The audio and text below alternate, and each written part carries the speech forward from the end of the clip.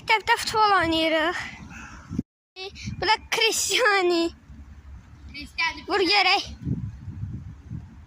Vur.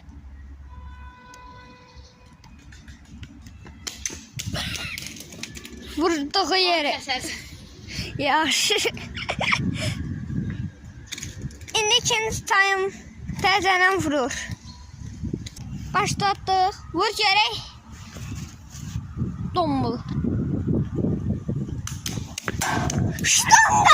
Ştanga. Baxın, bura yekə yerdir. Bura navaz troykadır, nədir? Qırıq-qırıq. Ora futbol yeridir.